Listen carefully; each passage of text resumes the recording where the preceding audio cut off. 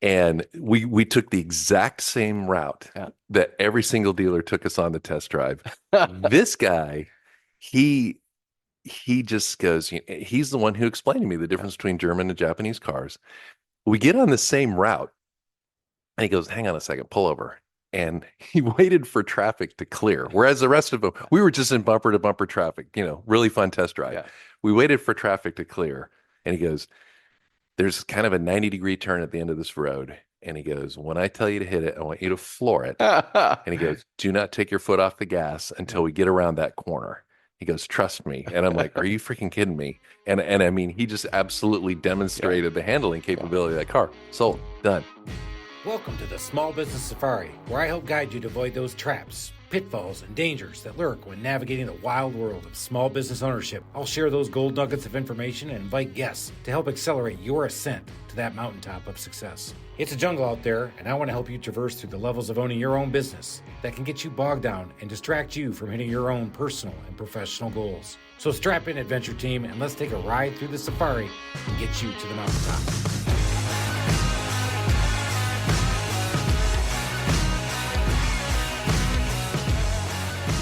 Oh my God, we got to launch this candle. We got to get this sucker going. We've got to get out of here, get moving. Hey, everybody, you're going through the adventure team right now, and we are talking about the wild safari that is small business ownership. And man, what a great time to be in small business. It's 24. We got an election coming up here in the US. Things are happening, but they're saying that more and more people are getting into their own business and starting their thing because 25 should be a good year. And it's easier to start a business today than in any day in history. Any day in history right now, Mhm. it's easier. We've talked about this before, is that it's a great time to do it. But you got to be prepared, man. You can't just say, "Hey, I'm just going to go out there and just start a business, drop whatever I've done, cash my 401k, tell your wife, tell your kids, "Hey, good luck because I just sold the house and I'm going to go start nothing." The wrong freaking thing. You got to do it. I'm not picking on you. That was years ago. No, it's just like, isn't that what we all do?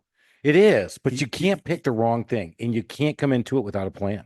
That's what I just Oh, heard so my about. mistake was I had a plan, but it was just the wrong thing. You got to do both. Well, you had the right thing. You just had the wrong time, man. Oh, I Oh did. God, the wrong time. Why are we digging this up again? Well, Now well, I'm you all gave me bummed that out. look. Don't be bummed. I'm talking about other people. So I got an email. You never take me golf. Oh, you got That's why. This okay. is why I brought this up. Okay. Got an email from one of our listeners and said, "Hey, I've been listening, and I know I need to do a plan, but this idea, I just can't. I got to do it because if I don't buy this business now, and I'll miss out on the opportunity." And I wrote back and went, "Whoa, Tiger, there is plenty of time to be out there in the wild running with the safari. But if you don't have your pack ready to rock and roll, if you don't know what you're going to do, and you don't have a plan on how you're going to take this business and move it to the next level, you're just buying a huge nightmare." So You just saved that person a gazillion dollars. I hope so. Yeah. Well, at least because I told him that, man, that opportunity is going to be there. Nobody's snapping that sucker up.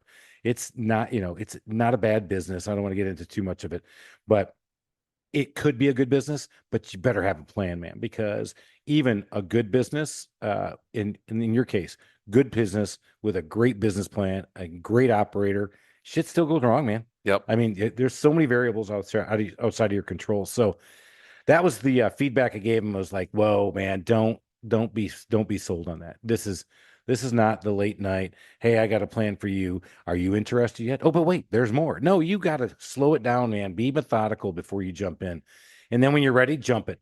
Don't let that hold it, but don't get sucked in because somebody said they could sell you a biz without you having a plan, getting a chance to really understand their financials, understand what you're going to do to make that business better than it is today."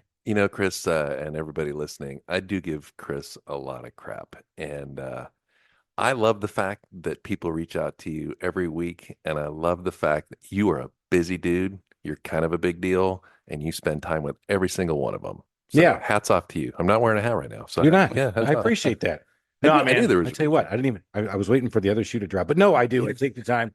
I'll spend 30 minutes with You anybody. used to a backhanded compliment from me, are you? Yeah, and I'll have to come up what with one. what is funny is I did. We've had one of our guests on the show, Wayne Sugar, who is a business coach, just actually picked up a brand president position with iPhone, which is a franchise brand Mm. for insulation, and he called, and then I called him back. And then he called me back, and I texted him, said, "Hey man, at the gym, I'll call you right after." And he said, "You may be the busiest person I've ever met in my life. Do you ever sleep?" I said, "Oh yeah, a ton. Don't worry about it." I said, "I get the best 3 hours you've ever seen every night."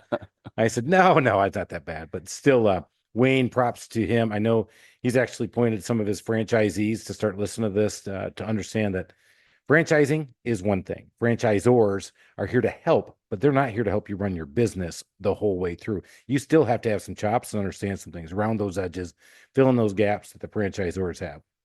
So Speaking of franchisees, you remember our friend Mary Block, who was on the show? that's right, Mary Yeah. Block with the blazing scooters from Mobility Plus. And we were talking about jousting, and we were talking about racing the scooters, and she was having fun with us. But my in-laws are moving to town, and so my wife and I had a date night and went over and visited Mary Block at her store. And I got to tell you, what was the speed with the governor? 4 miles an hour? 4. It accelerates really fast to 4. I actually had to dial it back. I mean, kind of snapped your head back to 4 miles an hour. Did you look over at your wife, put the racing gloves on, and go, "I feel the need for"? She slapped her hands. No. For speed. No, I missed that. But I got to say, shout out. She was awesome. And my mother-in-law is quite nervous. It's a big move. She's moving across country in her 80s. Grandpa and Grammy both just packing up and coming to Georgia. She needs a scooter. And so right there, Mary goes, "Well, you want me to shoot a video for her?" And so I took my iPhone, and she goes, "Hey, Grammy." And she goes, "Welcome to Georgia, blah, blah, blah." It was the coolest little 3-minute video you could imagine, just boom on the spot. Oh, well and sent done. it to my mother-in-law. Now that's sales. Yeah, loved it. So we have tied in a couple things, and we've got to get to our guest because we brought a guest in today. We talked about franchising, franchisor, franchisee, but we just tailed it back to sales. Yep. And we have a guy who's a master of sales and actually is just getting into his own entrepreneurial journey of getting into sales coaching. We got Jay Eibler from the Sandler Institute here. Had a chance to meet Jay and get to know him over the last couple months as he's here local. But you're going to find out, man, this guy's got a lot of history and a lot of good experience. So, Jay, welcome to the show. Thank you, Chris. It's awesome to be with the show. Great to be with you, Alan, as well. Yeah, likewise. Happy to be here. By the way, Jay, have you played St. Ives with Chris? I have not played St. Ives with Chris either. Yeah. No. That makes 2 of us. When I pulled into the subdivision for the first time, he did give me a pass to get in. So I did pass the security guard, but I have not played golf here yet. Well, Yeah. odds are you'll probably 2 of us here are probably going to play before one of us does. Good If Lord. you know what I mean. Yeah, Alan. I know That's what right. you You mean. keep working hard for it, buddy. Someday we'll let you in. Jay, I'm glad that the guards actually let you in because not everybody can get let in. I just had this happen to me 2 weeks ago. I had one of my guys in his own truck bringing me something. And they said, "Hey, you're with the Trusted Toolbox." They said, "Yeah, but I'm just bringing this for my boss. And I'm in my own car." They want contractor entrance, They said, "No, you have to go around to the back because which is no small feat. that added like 20 minutes to the thing." And he's like, "Man, I'm sorry, boss." I'm like, "Don't be sorry." And I called up there. I'm like, "Guys, give me a break." He's bringing me my laptop that I left in my office, man. Come on. Chris, it's tight security. They did ask for my driver's license and fingerprints getting in here. So now you know that this podcast is highly secured. Yeah. So you can't just walk up Good and to get know. on this show. We invite only the best. So let's get after this, man. Jay, as I told Alan before we got started, a special surprise is that you and I share a kindred spirit of the same motherland. We are both from Michigan. That's right. The Great Lake State. That's right. Yeah. It's the greatest state to be from. I would echo that. Yeah. Yeah. So go back and visit all day long. So Jay, let's talk a little bit about you. We Sure. talked about the entrepreneurship journey that you're on now, but the sales journey. How did it all get started? What'd you do going into college? Yep. So went into college, always passionate about cars and the automotive business. So did my undergraduate degree in automotive management. So always had a passion for cars. Right out of college. True Michigander. True Michigander, right? I mean, you're in the right place. Having said that, I didn't go to work for the big three. I actually went to work for Volkswagen Group. Trader. So You're not welcome back in Michigan. So anymore. I had to leave, Yeah. and they've since moved out. But yeah, no, right out of college, got a job with the Volkswagen Group. And What did your mom and dad say to that one? um, Were they in the automotive industry? they were not. We no. thought My- we raised you right. My dad was a teacher. All right. So they were just happy I graduated, passed, no more tuition bills, and I got a job. Got a job right out of college. So they were cheering me on. So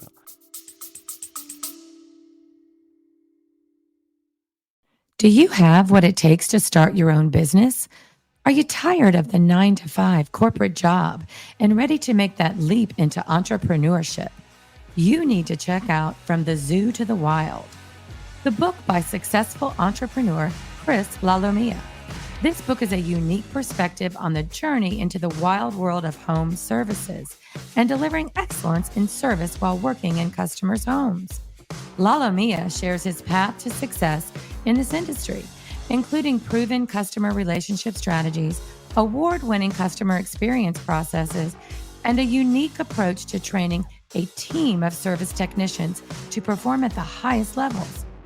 Whether you're a small business trying to scale or a franchise operation, From the Zoo to the Wild will give you the mindset, habits, leadership style, and customer-oriented processes to succeed as a small business owner in the world of home services. So if you're ready to take control of your future, get a copy of From the Zoo to the Wild today, available on Amazon.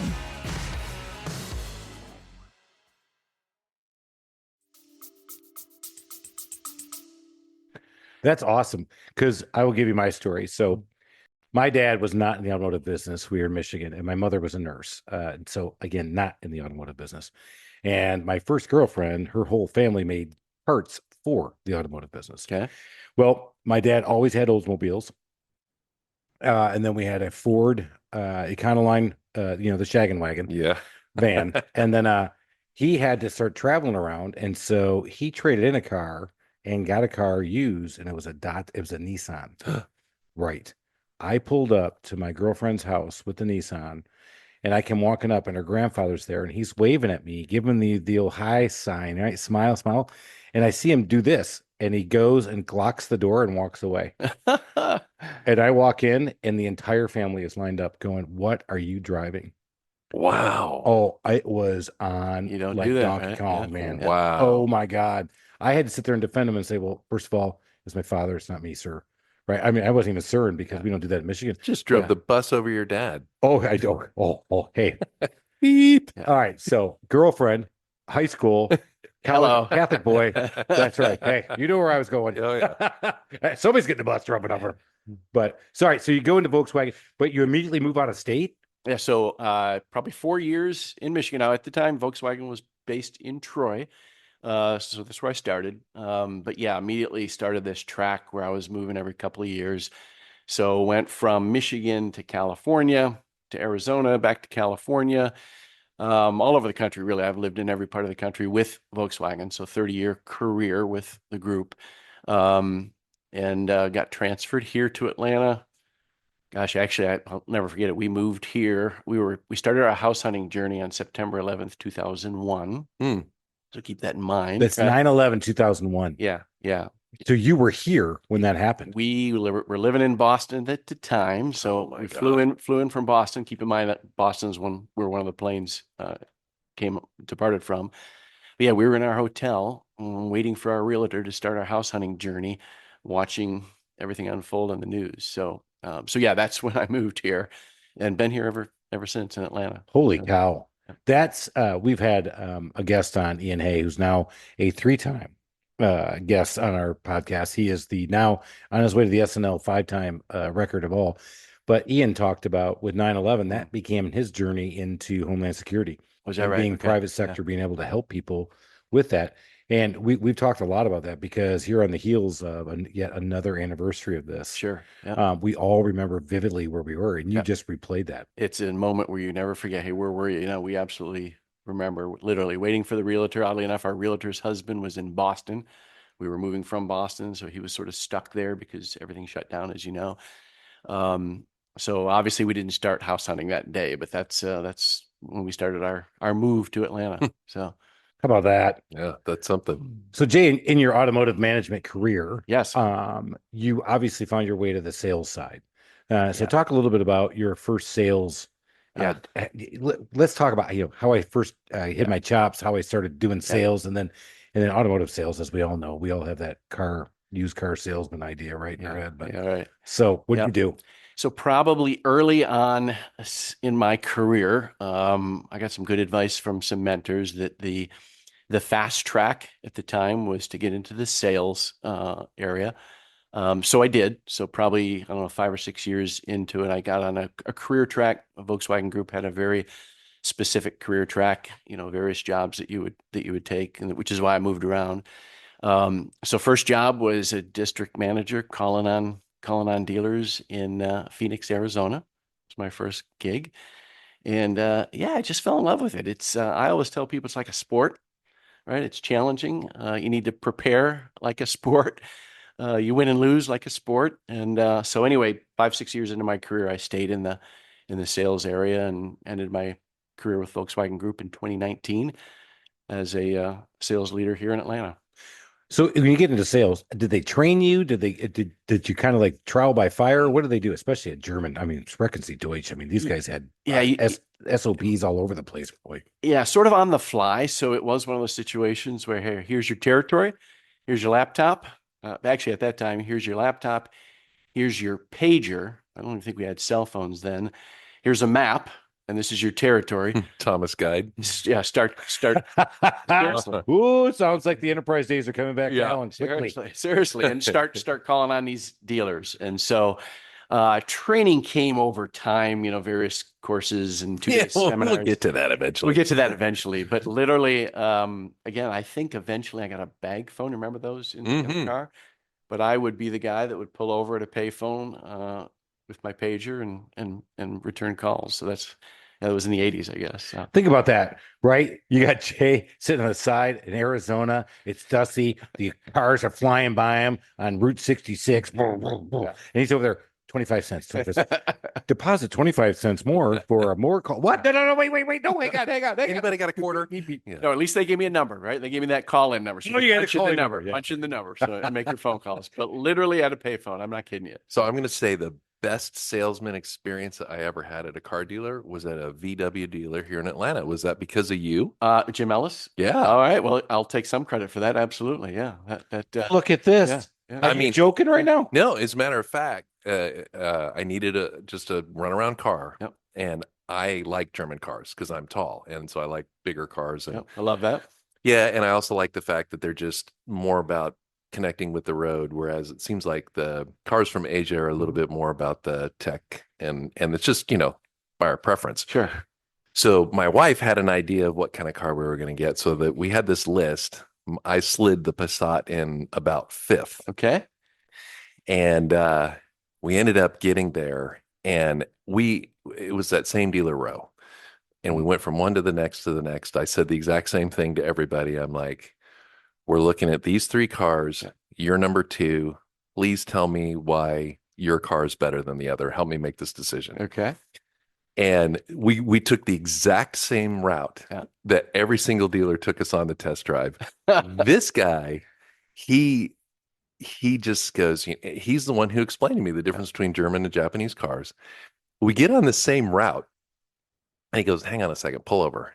And he waited for traffic to clear. Whereas the rest of them, we were just in bumper to bumper traffic, really fun test drive. Yeah. We waited for traffic to clear. And he goes, there's kind of a 90-degree turn at the end of this road. And he goes, when I tell you to hit it, I want you to floor it. And he goes, do not take your foot off the gas until we get around that corner. He goes, trust me. And I'm like, are you freaking kidding me? And I mean, he just absolutely demonstrated the handling capability of that car. Sold, done. It was, they were amazing. So this is sales on sales, man. Yeah. I mean, you came in, you're like, dude, did you even use, hey, I'm in the business? Did you use that line? No. But I will not buy something if they don't at least give it some good solid sales effort. I mean, Right. I mean, I'm not back to letting them take enterprise. an order. So enterprise sales, right? Yeah. Growing up that way. Sure. And, their training program, I mean, at the time, probably second to none. I was going to say it still is to my knowledge. Yeah. Yeah, it's combat sales. Yeah. Right. I mean, you're in there, you know how to do it. So Jay, you're out there, you have to deal with somebody like this. What a joker. But I would say, Alan, he did his job, because back in the day when I was working with dealerships like a Jim Ellis, it was, the competitive advantage of a VW was you got to drive it, right? Yeah. So whoever that was, I probably know who that guy was. Orlando. Yeah. Okay. I do know Orlando. Oh my God. Small world. And I mean, this was a long time ago. This I is remember the his name. grace of Alan. Yeah, no, And the small business safari, everybody's starting to know Alan. It's so funny too. Is hey, can you say hi to your co-host for me? I just got that the other night, and when Jay and I does were that hurt a little bit, Chris? Huh? I'm like, I know it's hey, not all about I'm you. right here. Right? Yeah. Hey, the star is right here. Right? The co-host. Hey, everybody needs Ned McMahon. I'm not. All right. So yeah, they did. They did say, and so it was Amanda Griffey, by the way. Oh, was it Yeah, really? she said, "Say hi to Alan." Well, Yeah, hello, yeah. Amanda. So all right. So you Yeah. do VW. So I mean, how do you train these guys to sell like that, though? Yeah, so you do a lot of ride and drives, right? So to Alan's point, you got to get in the car. So we would do a lot of events for salespeople, put them in tracks and closed circuits, and do ride and drives. You mentioned the competition. I won't mention the competition, but we'd have a Volkswagen and some of the competitive makes, and get them in the car and drive it, get them excited about it, because it does make a difference. So a lot of product training. We didn't do a lot of sales training. We left that up to the dealership as far as process sales training. We focused on product training primarily. And it didn't feel, I mean, because there were a couple other, I would go through my little spiel. Yeah. And they were immediately trying to sell me up to the next vehicle. And I'm like, I already told you, I've narrowed it down to these, and this is my budget. This is the car I'm interested in. Show me the car I'm interested in. Right. And then they would, they would go through the questionnaire. Yeah. Yeah. And I'm like, so we get to Orlando, Yeah. and he's actually hearing me. Yeah. And then he goes, well, those are all good cars, which I loved that. Yeah. He goes, but there's just sort of a preference, do you like this style? Do you like that style? And then, so I never once felt like I was being sold. Yeah. I was being shown. I was being educated. And then we hit that corner. And I'm not driving Miss Daisy, but I'm not a driver like you, Chris. Well, I've seen you because you. It's so funny. You said, "Hey, I'm a big guy. I like to get in small cars." I'm like, "Are you kidding me? I've known you ever since I've known you. You've had a big truck." Yeah. Well, F-150. Well, when you had the design, no, you still had a truck then. no, I had a Mercedes. Oh, that's Yeah. right. Yeah. All right. So you weren't schlepping furniture around on that thing. No. Yeah. But Alan, the reason I know Orlando is because like any business, 20% of the people in that business do 80% of the business. Yeah. He's one of them, which is why I know that name. So Well, and you see the desperation. How about because- that? But well, most people know, and I'll say no with air quotes, that the salesperson knows that if the person leaves the lot without buying the car, that you're never going to see him you're again. done. Yeah. I don't think that's the case with Orlando. Absolutely, yeah, you know, absolutely not. And he's Yeah. perfectly comfortable with you leaving. And I mean, it was a great train. I love that dealership. I All love right. it. So and Yeah. Jay will take credit for that. So Yep. Just a right, little bit. Just a little bit. Yeah. right. No, that's all So you. Jay, you're doing your VW thing. Yep. You're learning sales. Well, not learning. I mean, obviously, we just talked about it. You're Sure. teaching it. Yeah. And then in 2019, we're done. Did you say, hey, I'm retiring?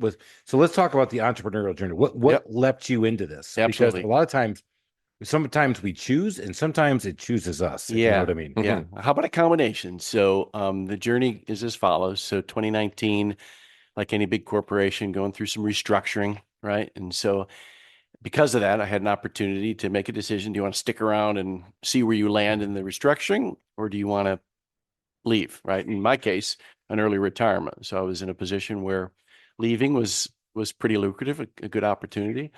So you won. You won the corporate game. I won the corporate game. Now Yay. keep in You know mind. what? Hey, he got the flip and go watch and a real deal. Let's go. Cheers. Cheers to Here's that. to that. Keep in mind, though, it was November 2019, and remember what happened in March of 2020. So, Oops. so I say that to say, started networking and thinking what Plan B was going to look like, and then everything shut down for a while. But to your point about the entrepreneur journey, I always had in the background that I wanted to do my own thing, right? All right, so you were that guy, right, at work. So again, you were Volkswagen, Yeah. and when I left the bank, I left Truist. Well, no, it's SunTrust Truist now. When I left, I can't tell you how many people came and goes, "Oh, I just wish I could do what you did." But the truth of the matter is, no, you don't, because you love that you got a paycheck every 2 weeks. You love that your healthcare was taken. You love that you had a 401k. You love. And by the way, if you were not feeling too good on Monday, you're still getting that check. And you know Very what? true. If you wanted to take off for a couple days, you were still getting that check. You know what? Running your own business, that's where I tell people all the time. This is the hard part. You want to talk about a gut check? And I heard this before. The first time you're an entrepreneur is the first time you have to make payroll, and you're going to grab that check just so everybody else gets paid except you. Yeah. And when that happened, I went, oh my God, he's right. And then I went, oh my God, what have I done to myself? Yeah. So, So all right, so true. you're looking into So it. true. So So you true. said, Yeah. but you said, I've always wanted to be in the entrepreneur. Yep. So tell me what you did to research or look into it or always listen to other people. Yeah. So right after leaving VW, I took a couple of, I'll call it a path of least resistance. So I had a couple of jobs in the industry that were just that easy paths, right? Staying in the industry. While that was happening, thinking, okay, what am I passionate about? What do I want to do on the second half of life, I call it. And a couple things I was passionate about. One, selling. Did that for half of my career. Enjoy it. I think it's a challenge. It's a sport, as I said earlier. The other piece of it was developing people. I always really enjoyed leaning into my people. So as I was thinking of how do I do something that brings those passions to life, training and sales training was the key, right? And so I actually looked at about 2 years ago buying an existing Sandler franchise. That's what I was going to do. And as I was kicking tires, right, a good car term, it got sold. And so it was sold. See, you should have jumped on it without a business plan, right, Chris? No, absolutely not. yeah. You know what? He is so much better off right now because I'll tell you, the guy is actually hitting this entrepreneurial journey exactly when we're going to talk about this. You got to leap. You got to leap with faith. Yeah. He's leaping now, but he's leaping. You know what? He's leaping. He's going to find himself. Watch this. Yeah. We'll see. So based on that, reached back out to Sandler, which, as you know, is a franchise business, and there was an opportunity still here in Atlanta. So not buying an existing franchise. You mean there's another opportunity, Alan? Holy shit. I thought this was the only one-time deal. Billy told me that if I don't buy this stretch seal now and flex seal now, that it's not going to be here tomorrow. I got to have the salad shooter because if I don't have the salad shooter, it won't be here tomorrow. QVC told me so. I need my salad shooter. You got lucky, Jay. Yeah, there we go. So things happen for a reason, right? What was that, Chris?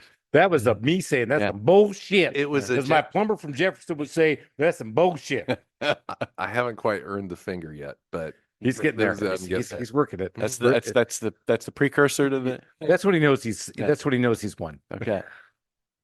Because when I flip him off on podcasts that people don't see us, he goes, "You know they don't see you." And I know. He goes, "Hey everybody," he's flipping me off again. Yeah. Oh, we're not being taped here. We're not live. you Well, got to let's do look on YouTube. word Okay. picture. This is YouTube. Okay. All right. Yeah, but a lot of us listen Yeah. to us on podcasts. Perfect. Yeah. So started from scratch. Did not buy an existing business in about a year ago. So So you've been at it for a year. Yep. And you had your plan. You're ready to rock and roll. We get into sales. I know we talked about.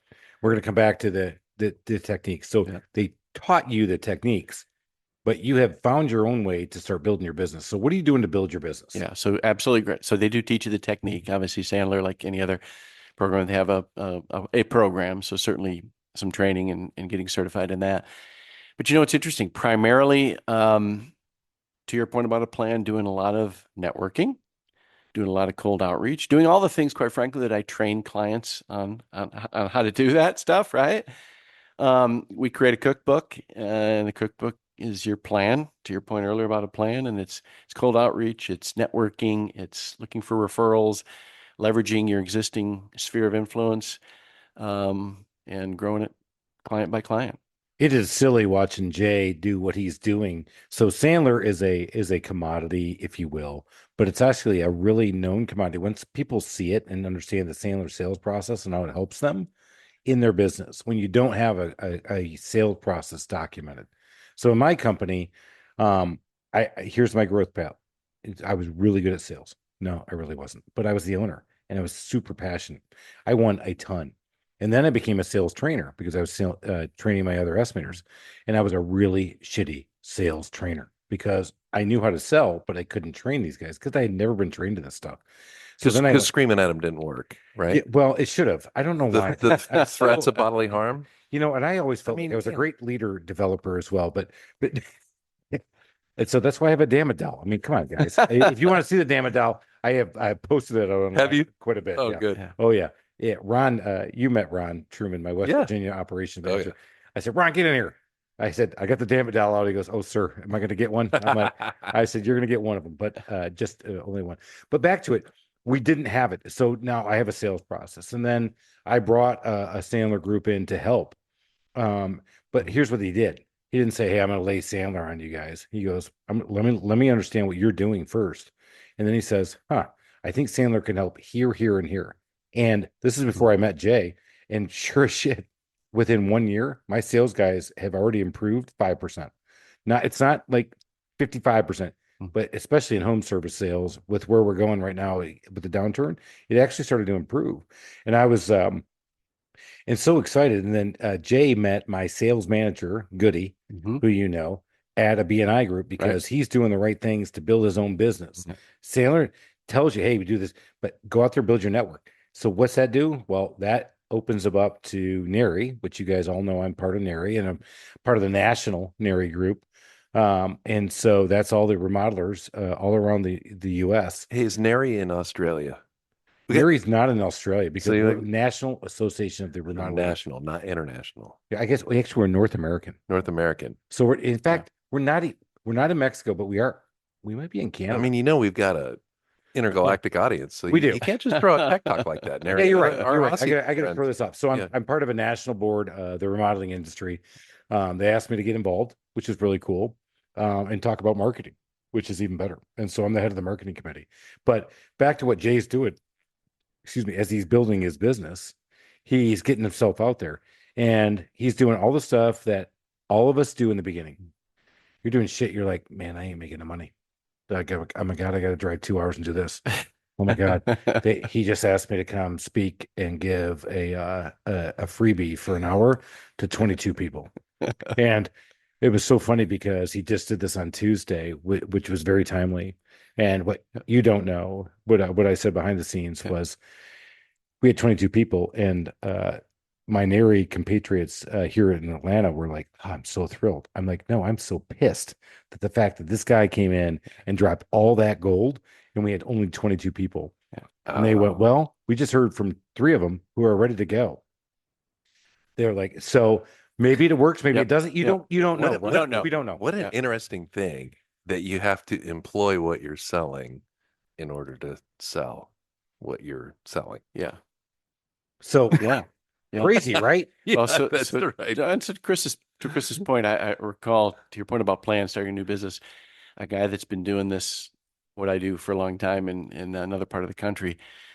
His advice to me was, "Hey man, in the first 12 to 18 months, stay away from sharp objects." Because it's tough. That's a really right? good advice. Good advice. Yeah. It's tough. So there's some times where you want to sit there and go, do you guys even know who I am? Yeah. Right. So I started my business and I'm in somebody's house and this guy's talking down to me. I'm like, Yeah. I had a crane deliver my desk through a tower window in Atlanta. true story, by the way. Really? Yeah. Okay. No, I did. Yeah. Oh, there's you. Yeah. Oh, yeah. Yeah. No, And I was never that pretentious. yeah, I was. And literally 4 weeks before that, when I started my business, Okay. I was in the CEO of SunTrust's office, Okay. giving him the numbers that he didn't want to see, that the economy was going to really be hurt, but not in my business. Yeah. So, yeah. And this guy's looking at me. I'm like, do you even know who I am? Yeah. But you can't do that because, as you know, in sales, especially, right? Yeah. Check your ego at the door. Absolutely. They're the most important person in the world. Yeah. Talk to us about your sales and what you've learned and what you're doing. Yeah, no. So again, coming out of 20 plus years of selling and then being a sales leader, and interesting, going through again in corporate America, a lot of different sales training programs. And I say that to say one of the things I like about what I do is it's not that. So, you put your team through a 2-day program, they teach them some word tracks and some tricks, and you think, all right, we're going to sell more.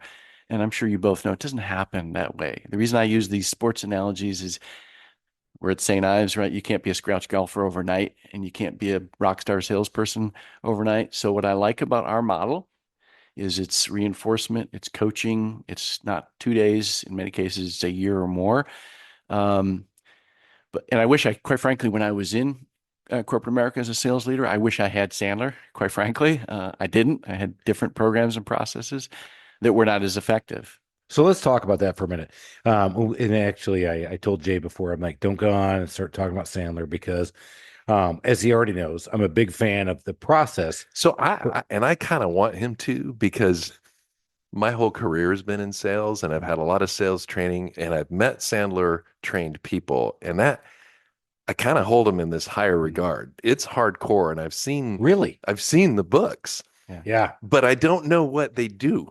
Yeah. It's kind of a So mystery to me. Yeah. let's talk about this for a minute. Yeah. So the guy who set it up for me, and I'm going to set this up for Sure. you, is you have three kinds of sales processes out there in the entrepreneurial world, right? You have Carnegie, which was built in the 20s or whatever, and that's learn, win friends, influence people, but he was also an incredible salesperson.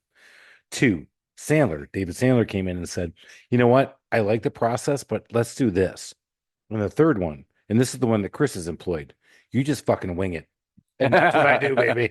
But he looked at him and said, he looked at our whole group and said, look, I can't train Chris, but I can sure as hell help you guys because you will never be like Chris. And I looked at everybody and nobody wants to. But back to the Sandler process. So tell us a little bit about some of those techniques because this is huge. In fact, in the entire things of psychology, which I know you were trained in, Alan, this is great. Yeah, there's a big psychological element to build on your point about David Sandler. 50 some years ago, created it. A salesperson, he was struggling, and he started to realize there's some psychology involved in it. So he incorporated that in the system. But to build on what Chris said, yeah, we see it when you mention the different systems. There's traditional selling, and I did it for many years, and that is present to as many people as you can, try and overcome objections, try and close, and hope and pray. And we often say in the industry, it's the show up and throw up. As many people as I can, let me present, right? So that's kind of the traditional model. I did it for years with some success. The buyers have gotten smart, right? And the buyers put their guards up and protect themselves. I mean, because it does work. It's just painful. It's painful, a little manipulative. So buyers have learned a way to navigate that as well. So I say all that to say the Sandler system is more conversational. It's we often say in the Sandler world, Chris probably appreciates this, it's going for the no. It's looking for a no early on in the process. Can I tell a very quick story? Please. Along those lines, I was coaching someone yesterday who is just struggling in the world of sales, struggling prospecting and getting leads. He's in the refrigeration parts business. Not that that matters, but he's sharing with me what he thought was a good prospect who's gone dark on him. Just Jay, he won't respond. And we have this thing we call close the file, which is essentially saying, go for the no. I said, send him an email, leave him a voicemail and say, hey, I assume it's over. Should I close the file? And Chris and Alan, it's amazing how that works. So today, that was yesterday. Today, he texted me and said, Jay, I sent him that email. He's re-engaged with me and we're going to move forward with the next step. Get right out of here. Let's go. Should I close the file? Yeah. Close the file. Huh? I'm using that tomorrow. There you go. I'm going to sell a freaking building tomorrow. You know what? We're learning. All right. Everybody's learning. All right. Let's go back to the school of Sandler. Oh my God. We're going back because it's good stuff. Yeah. All right. So that's one story, but a little bit. Alan asked that. But we still are kind of a fan of the sandwich close, right? Go ahead. Go ahead. No, you go ahead. Yeah, go ahead. Please tell me about the sandwich close. You know what? Actually, I don't want to do that because go back and listen to us with Paul Burleson. Paul Burleson, and that's the Tin Men Don't Tell Tales. That's a great episode. Go back. You can hit me up on email. I'll give it to you. But let's get back to Jay because I love Jay's closing stuff because you asked some questions. What is different about Sandler that helps these guys sell? And I think that's what we all need to hear. Yeah. So I would say the biggest difference, a couple of things. One is masterful communication, right? Through every step of the process, being, we call it disarmingly honest. And when I say go for the no, it's inviting the client at every stage to say, if this isn't working, feel free to check out now, say no, right? But the other thing I would say is the qualification step. So spending a lot of time trying to understand, hey, is there a problem that you have that I can even solve? Is there even a fit, right? Before we go any further and talk about money and the decision, is there even a reason we should talk? Let's uncover, we call it pain. And if I think I can solve it, let's continue. And continuing means let's talk about money, right? Let's get that on the table. Let's not make a pitch and find out they don't have the budget. So early in our process, as Chris knows, let's talk about money. It's sometimes uncomfortable, but let's talk about money in a very disarming way. And if we can overcome that, and overcoming that means our solution provides an ROI. And we really spend a lot of time to say, hey, does it make sense financially? And then if it does, then we move into how do we get the decision done, right? So we don't find ourselves in a situation where I've got an ally, but there's 3 or 4 layers above him that actually make the decision. So let's navigate that effectively. And once we've done all that, and if we've done all that properly, then it's not a close, it's not an action, it's an agreement. Let's shake hands and let's do business. And that is very different than a lot of traditional processes. So really big up front talking about this. And I think this is where Jay and the crew is really good. And Jay is, because he knows it. That's what I love about this, because he got into the entrepreneurial journey with Sandler. I think he's picked the right system for him to get into. When I listened to him, I knew him after he had jumped in already. But this is one where I go, guys, he hit his leverage point so hard. And I don't think he thinks that Sandler's going to just make the gold come down. He's not going to make it rain. He knows he's got to go out there and prospect. That's why he's doing the BNI. That's why he's doing the things with us. But he realizes he's got a great product behind him and a great system. So back to that system and product, Yes, which is awesome. How about this one? You talk about that with that pain point right up front. And that's a great disarming statement when you're in somebody's house. And, guys, you guys all know I'm a remodeler, right. handyman. We're in home services. We did 2,700 jobs last year. So when we're in there and we're talking to people, we only win 40%. So we saw 6,500 people. Yeah. My guys are in there. But you talked about it's B2C, it's Yep. B2B. You said, let's uncover that pain point. Yeah. So talk about those disarming statements that you use to get somebody to tell you, here's my real pain. Because we all want to tell you it's money. Yeah. No. Look, we spend a lot of time in that what we call the pain step, right? And it's really trying to understand in a very conversational manner what's going on, right? And we usually what you hear in the beginning is not the real issue, right? So, whatever the issue might be, they might share that, hey, you know what, in your world, right? I've got, I got a problem in the house, whatever it might be. But we really spend a lot of time getting to the why and really understanding what's going on, right? And are they motivated to address it, right? Chris has heard me say that before. It's one thing to say, hey, I got a problem, but then we want to spend some time. How big a problem is it? And are you motivated to address it? And really, really, we will often say that people don't argue with their own data. Look, we want them to tell us, I need to fix this. Okay, great. And if we think we're the solution, then we'll talk money, then we'll move forward with the process. But it's really trying to understand, hey, do you have a problem and how motivated? If you're not motivated, That motivated piece is huge. It's huge. because you can see it's a problem and you can see they can probably afford it. But are they motivated to do it? going back to my background and you shop, are you kicking tires? If you're kicking tires, then okay, maybe we should save each other time. Or are you motivated to do something? So that's absolutely huge. Well, let's go back to home sales. And so, Alan, I'm going to bring it right back to you. When I went to Alan's house, and we've done a lot of work at Alan's house. Thank you, Alan. You know that because you trust us. We'll make sure we're going to make shit happen. But there was one thing that came up, and you said, "Hey, I want to put this deck outside, so I want to grill there." And but we also are kind of thinking about doing our kitchen. And it was just me and Alan, and we're buds, we're talking, and I pulled full on Sandler on him. I'm like, so what's the pain? Yeah. He goes, well, I don't know. I said, well, is Judy around? That's his wife. Yeah. And then next thing you know, Judy came in, and we Because started. I have no pain with our kitchen. He has no pain. I- And Judy had a lot of pain with the kitchen, but her pain was not enough to overcome the price objections of a full on, absolutely blown out kitchen remodel. And so she told me right away, that's not the way to go. I got the no on the kitchen remodel right away. I'm like, all right, let's go back to what you really want. And then she was bought in, Alan was bought in, and it was all Sandler sales. And this, did I technique you? I love that. I feel like it was manipulated. Well, but you're my bud. So But I have but to you- say, we sat out there and we were married 32 years. We sat out there a couple nights ago, Nice.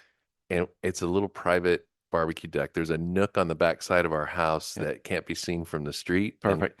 Yeah, and it was we just took out a window, put a door, put a little deck there. I'm not gonna lie. I Nice. actually, this is me and helping my butt out, and I thought this was awesome too. It's Yeah. so awesome. But every time we sit down, it's like, God, I love this little deck. And they have this huge deck in the Yeah. back of their house, right? Yeah. They have this expansive, huge deck in the back of their house in a beautiful community. And don't let him kid you, he's in an awesome place. But we did this, and they walk through the pantry. They go out there, but I was like, oh yeah. After listening to him, but I Sandlered him Yeah. right off the bat. Yeah. Because I wanted to hear from them. I feel dirty now. Yeah, but you don't, because we got it out, right? And that's It was a total conversation. Now, I didn't realize you were applying a technique because I thought you were my friend and I just thought we were having a conversation. But apparently I was being brother. Everybody in my now- in my entire life. Yeah. Now, just so you know, we would not say we Sandlered somebody, just for the record, what we would say. So hey, Sandler, David's not alive anymore. Shit. So I did not Sandler anybody. He solved a problem. Chris He Lamavia solved a said problem. that. Did I- Am I right? Love that. he made Don't it get easy. corporate on me. There's a reason I left corporate, bro. The reason is, dude, I was on the corporate shrinks table Yeah. twice. Okay. I was on the couch It was twice. time to move on. Oh yeah, they went, oh my God, he doesn't look like the rest of us. I didn't know you were in banking. That's interesting. Okay. Oh, it's way Yeah. interesting. And Yeah. that's what they said about me. I'm not- the entire time I was there. I'm not done feeling dirty, but I will say I love it, baby. Chris- Let's go. Chris made it easy for me to get what I wanted. Yeah. That is how I would phrase it. So actually, what I learned Not Love that that. I was Yeah. through the Sandler mind process- melded. again, I was Use the force on me. I mean, I was winging This it. isn't the kitchen I'm you're still- looking for. This is not the kitchen you're looking for. So back to winging it. But I could not train. My guys could not have been able to pull off what I did. In Yeah. fact, as we went to implement it, Right. my guys struggled with it. They're like, Chris, I don't see what you're seeing. Yeah. And needless to say, there was a lot of non-Sandler conversations happening Sure. behind the scenes where they work for me. Yeah. And I was like, no, you're going to figure out how to make that happen. But How did David Sandler feel about obscenities and throwing things? Probably wouldn't be a fan. No? Probably would not be a That- fan. Yeah. It's very conversational in certain Yeah. homes. well, it's very Well- conversational in my office. There's a Now- there's a recent trash can. Yeah, we do say make it your own. We do say make it your own, and we're not big on word track, so use your own words. So if it works, then all right. There you Who go. am I to argue with that, right? So we talk about the Sandler process. So here we are in the last 10 minutes of our, man, this has been so fun. Just talking about Are this. we really down to 10? We're down to 10, Yeah. guys. Time You guys flies when are- you're having fun. Is that? Huh? Yeah. He did it again. Yeah. Mhm. We're having a lot You're of having fun. a good time. So let's talk about the Sandler process. Yeah. So yeah, again, upfront conversation, you do that, do this. So I'm listening and I'm thinking, you know what? Yeah, I got sales, no problem. And yeah, I want to grow and I want to scale because a lot of our venture team wants to. But why Sandler? So tell me why we would go there. Yeah. So to your point about sales, I know sales, what I often hear from business owners is they are not, there's no consistency in prospects. I didn't hear that, by the way. What was, yeah. I'm not playing tennis, but I'm going for more bourbon.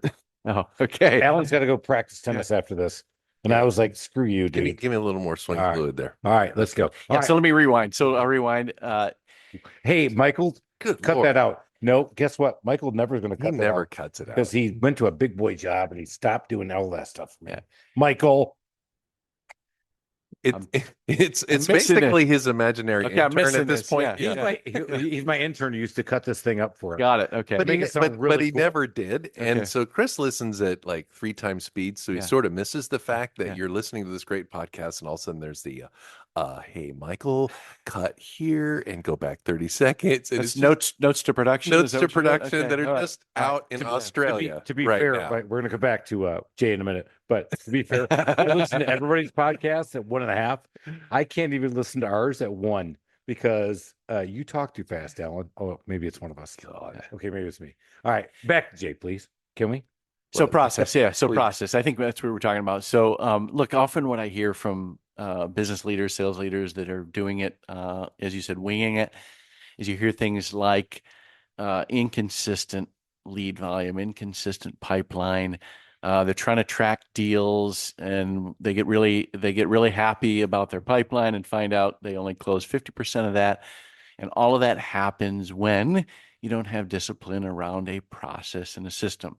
And so when you follow a process and a system, uh, it's predictable. It's predictable. And oh, by the way, you spend time with the right prospects who become clients, and you're not wasting your time chasing people. So How big of a deal is that? Because I think that's super important. Figuring out who isn't your customer. it's huge. Yeah. It's huge. It's huge. That's why, as I said earlier, early in our process, it's really understanding if there's even an opportunity, if there's even a fit. And as I said earlier, allowing the prospect to say no, and also getting permission for us to say, no, this probably isn't going to work. And that's huge. To your point. And that's okay. That's okay. Because I feel like if I had a sales training and they're like, especially at the corporate level, and they're like, just get to the no. And you're thinking, okay, that sounds nice, but I'm going to get yelled at if I don't take that no and turn it into a yes. So in my company, this is the one thing I would tell you, my sales team, they are applauded for the no. And Really? yeah, I do. I say, guys, push for the no. He said, Chris is, and so Goody has said the same thing. Chris has always trained me to push for the no. Can you kind of illustrate why? What that no what that looks like? I'm thinking about somebody listening to this. Like, what does it mean push for the no? Right, because I want to know. Because I could get a no real quick if I'm like, hey, it's $2 million for your little deck there. Well, Yeah. right, so if it's a huge, so again, if you do the upfront work that Sandler teaches you to do, Upfront contract. Yeah. the upfront contract, is it okay for me to be honest with you? All right, is it okay if I interrupt you? It And sounds like dating in college now. Oh, well, welcome to sales. He did say it was a sport. Yeah. Jake did say it was a sport. And hello. May right? I have permission to look at you fondly? So to build, I'm All right, uncomfortable. listen. No, okay, go ahead. The minister's son, who did no wrong, and then I'm the Catholic boy who did everything wrong. But That's why we get along so well. right. But this is why I got away with everything. And then I prayed for myself on Saturday morning and get it all absolved. It was all good. That's what we have. We have penance. I can do everything wrong all week. So anyway, back to the Sandler thing. You upfront contract really quickly, right? And you start to establish that rapport, and then they go, That's when you got them. no, No. but no, hang on, because what do they all lead with, especially in home service sales? I don't have the money. All right, hang on. As we've all figured out, if you guys know this, is that it's the fifth biggest problem is price, because there are things before that. I want quality, I want service, if you ask people to prioritize, the money is at the end, but they need to see it's a value. So you start that early, and that's where you push for the no. yeah. What does that mean? What does push for the All right, no? go. So Jay. so to build on Just- so to build on Chris's point, upfront contract is really setting expectations, right? So, and by the way, when you say ask for the no, many traditional salespeople will say, I can't do that. But so I'll back up. An upfront contract is very simple. It's setting the stage upfront. Why are we meeting? What's your agenda, Mr. or Mrs. Prospect? I'm going to ask some questions. So I have an agenda. And at the end of that initial conversation, let's decide if we need to move forward, because it could be very early on in the process. You realize there's just a disconnect. So them asking for the no might be as simple as, I was talking to somebody at the NARI meeting who does high-end pools. It might be very early in the process, understanding, hey, I got a budget for 50 grand, and I don't know pools, and the average cost might be $200,000 or $300,000 or more. It might be very early on saying, you know what, we're not a fit. That's asking for the no. Now, do you have a conversation? Do you find out if there's really an opportunity to do a large? Sure, you do. You don't end there, but you're essentially giving the customer permission to say, "Oh, sorry, that's not in the ballpark." Isn't that where you say, "Hey, we've got financing, and we can get so money again is there any way I can get this pool in your yard today, sir?" What have we all been trained as homeowners and as people who have grown up with dirt poor parents or middle-aged parents in Michigan? We've all been trained that the only card we have to play is our price card, and we hold our entire deck close to our hand. And I've always what I learned in sales the hard way is I don't necessarily think it's the number, it's the fear of being screwed. Right. Well, it's a value, right? And back to it. It's so if I told you I could, you could have this Jetty what I'm for saying is 120,000, yeah, and you would say no. You would said no. But if I had 10 people come and they said 120,000, then I'd go, oh, that's how much the deck costs. But I'm trying to pretend like I know what I'm talking about. I don't. I really don't know how much it's going to cost. So you throw any number at me, I'm not really sure. I don't really know if that's a good number or not. Yeah, So you don't. we We the- talk the- about that one too. Is yeah. that Yeah. so so you want to price shop me? Go ahead, Jay. well, What no, would you do? because first of all, we would argue to your point that it's never the cost, right? It's the return, right? If I spend X, what's the return on investment? Seldom it's the cost. Yeah, people will shop you, et cetera. And do we have to get price competitive? And do we talk to our clients about that? We absolutely do. But at the end of the day, we would argue it's an emotional decision. First of all, first and foremost, right? When you picture that beautiful deck in your backyard, right? There's an emotional, or your wife does. Um, and then it's is the benefit, the ROI, whatever that might be, does it exceed the cost? It's never the number. It's what am I going to get for that? By the And we way, always by use the the way, numbers to it's- rationalize yeah. our emotional decision. It's my deck. But she does come out there and we have a nice time. I put a little candle out there and we'll have Yeah. dinner. You know what? I It's love that my you say deck. that because you know she doesn't listen to this. You are so tough when It's she's not in the room. connecting. I'm the one that Up cooks. until now. Yeah, yeah. Oh, yeah. It I connects me with my smokehouse and It does. barbecue area. No, it's been a great connector. In fact, that was the most fun that I've had designing something because I was like, because it was a hard space to design out. Yeah, because the ground was running away. It was tough. Yeah. There's a lot of moving parts back to that, but back to this. I want to go see this deck now. Yeah. You should. Yeah. You would look at it and go, and Is you were it? like, you give me the, and Yeah. I would give you the J. Go. I can't say that, right? Because he's under my employee. But Is that when I get one of those? GFY. Yeah. Yeah. That's when you You get get hit with the damn it doll. Here comes the damn it doll. Bam. Yeah. Yeah. But no, it's a really cool deck. We did a great job on it, and but Alan and I really worked really hard with it. But when we got into it, he started saying, "Well, we're thinking about doing the kitchen," and that's where I can't. This is where I helped him. What's the Sandler phrase?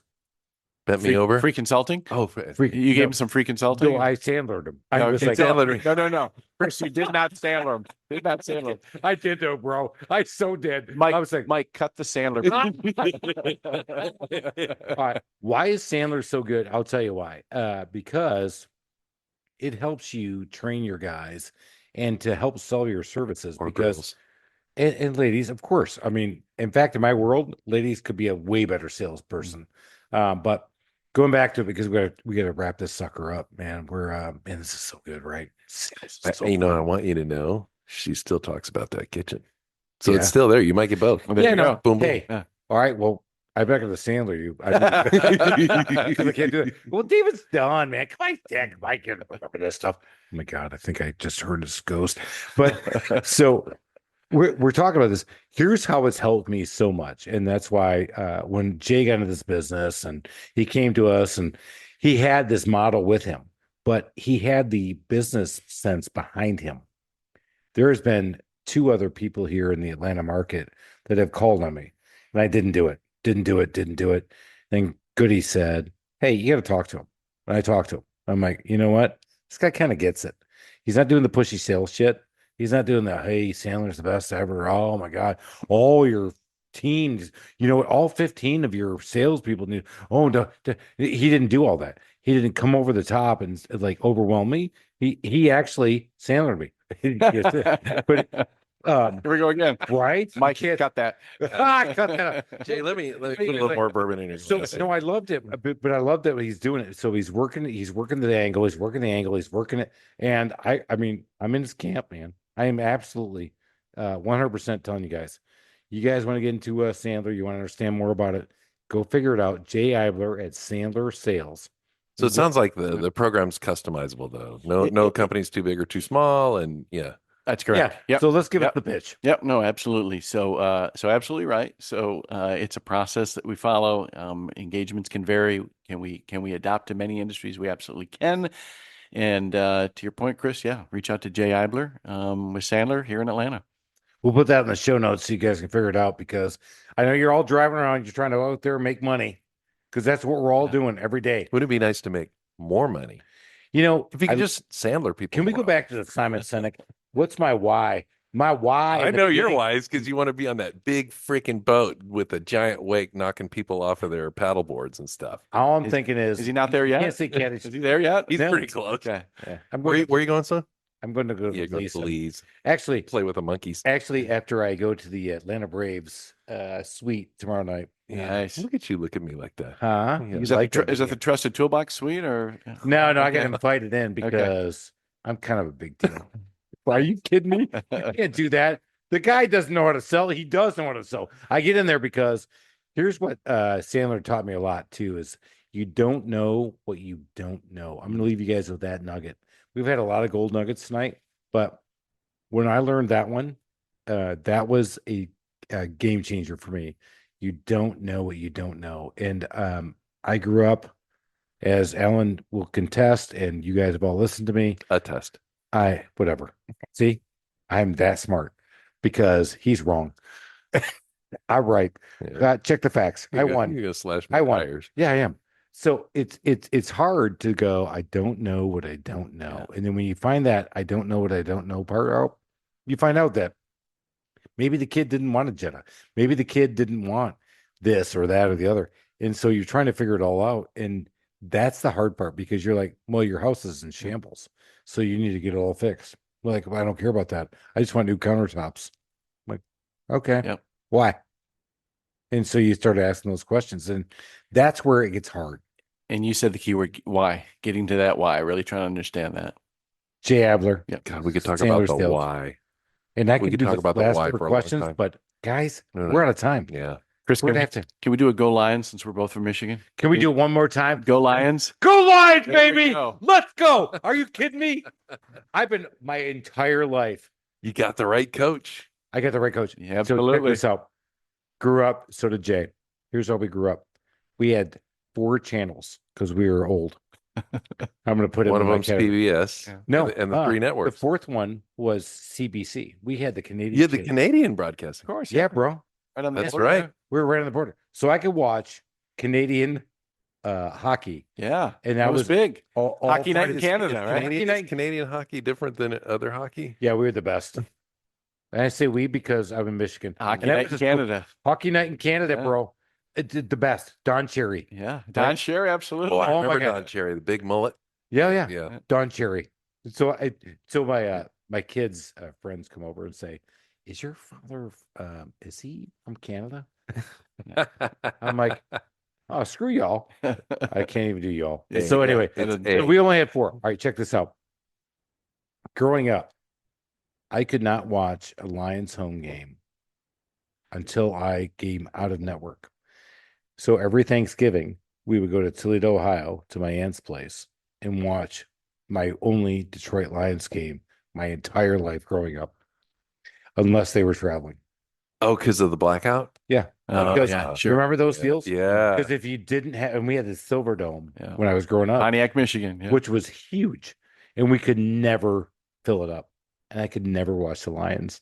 And we only had, again, right, there's only 4 networks for us, but 3. And then back to high school or NFL, they would only play 2 games and one game at 4. That's it. And we were never on it. So I didn't I didn't have a chance to ever watch my team.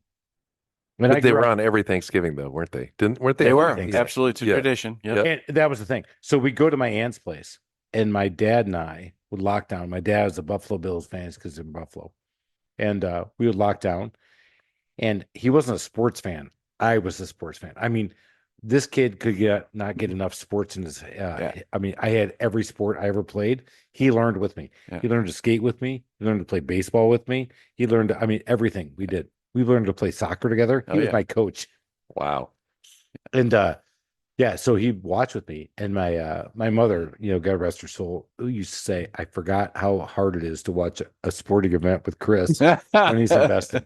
And when the Lions were on, I mean, it's full on. Yeah. And so last Thanksgiving, we're in the North Carolina mountains with my family, my kids, and I'm doing the old deep fried turkey. Yeah. And they're like, uh-oh. I said, oh no, we got this. We're beating it. We're going to beat the shit out of these Bears. And they lost. And my son looked and went, uh-oh. And they all went out to the hot tub. I said, yeah, Chris needs about an hour Hey, because I was so mad. but this is a different year. This is our year, right? I This think is so. our year. I think so, right? So, Jay, what do you think? One time, right? We're We come 1-0. Wewe're 1-0, right? I got my Lions Yeah. jersey. I got my God, Lions. that was a game. Oh my God. Wasn't it? Yeah. Well, I turned it off because I went, no. I went, I can't. Because they were giving it up at the end. It And was, then, yeah. I And mean, they were. OT, And, OT. and right? I had just gone to the Falcons game, and I'm a Falcons fan now because I moved here. And, you can really pick them, can't you, Chris? dude, right? All right. All right. The Patriots sucked back in the day. All right. Come on. All right, guys, we're out of here. You know what? Forget all that sports talk. Actually, don't forget that sports talk. Remember it. Live it. Learn it. Love it. Get out of here. Go out there and make some fucking money. Let's go, baby. Cheers,